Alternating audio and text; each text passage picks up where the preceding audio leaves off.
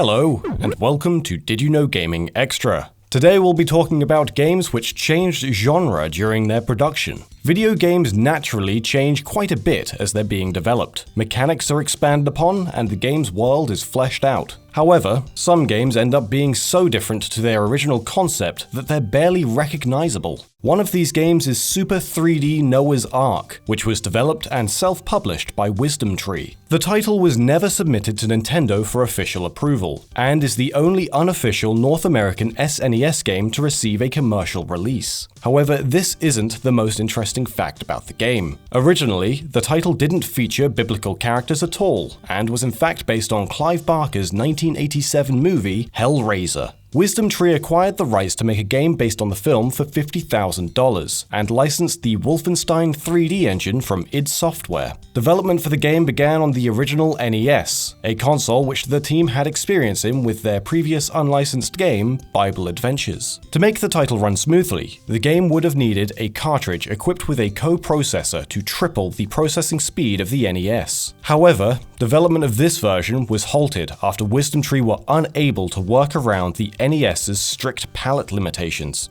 Another factor was the cartridge itself, which would have been extremely expensive to produce, had an estimated retail cost of $100 per unit. Wisdom Tree then allowed their Hellraiser license to expire, and instead retooled the game for the SNES as Super 3D Noah's Ark, keeping the Wolfenstein 3D engine and first-person perspective. Another game that completely changed styles during production is id Software's Quake. Early reports about the game say it was much more fantasy-based, and featured a character similar to Thor who also swung and threw a giant hammer. An even bigger change was that the game was also said to be a much slower-paced action RPG. The game was also said to feature third-person melee combat inspired by Virtua Fighter. The game was ultimately retooled to use the fast first-person shooter mechanics that id were known for. Quake isn't the only game that got a speed increase during production. Sega's Dreamcast classic, Sonic Adventure, was also planned to be a Sonic role-playing game. Takashi Iizuka, the senior game designer on Sonic 3 and Sonic & Knuckles, pushed for Sonic's first mainline 3D title to be a Sonic RPG. Although the idea to include RPG mechanics was abandoned, the team decided to keep the more story-focused approach of an RPG. This ultimately led to Sonic Adventure having a much greater emphasis on plot than previous Sonic games.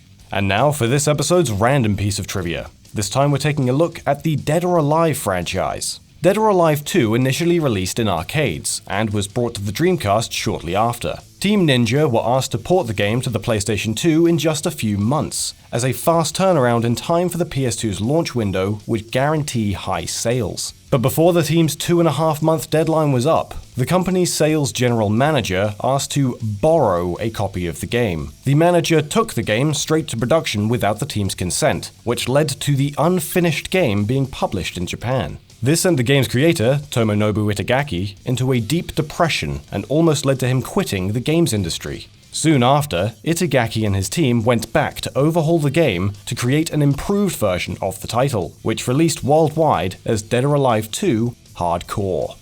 That's all for today, but here are 2 more videos for you to check out. If you enjoyed this video, maybe give it a like, and if you haven't already, why not subscribe to keep up with our future videos? And to make sure you see all of these updates, be sure to tap our little bell.